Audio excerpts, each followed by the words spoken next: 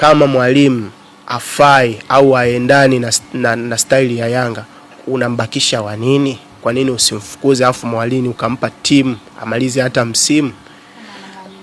Yes, kuna question mark nyingi sana ambazo zilikuwepo pale. Leo uzuri nimekutana na Alikamwe, nikamuuliza hayo maswali, akasema ripoti ya mwalimu ni kwamba amestruggle sana viwanja vya ugenini. Hajavizoea, hana uzoefu na viwanja vya ugenini, ni vibovu.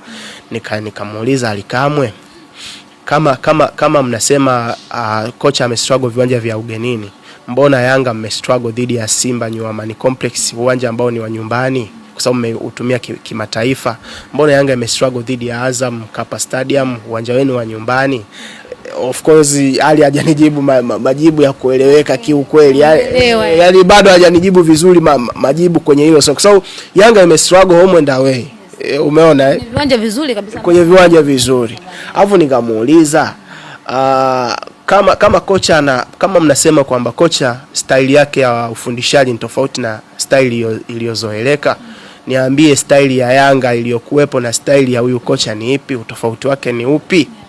Binafsi mimi sitaki kwenda mbele zaidi. Yanga wakubali kwamba kwa sasa kuna kitu ambacho kimepungua kwenye timu yao, kitu ambacho sio dhambi, kwa sababu timu zote duniani kuna muda zinapanda, kuna muda zinashuka. Ni bora ukae chini, ufanye upembuzi, ugundue wapi umekosea.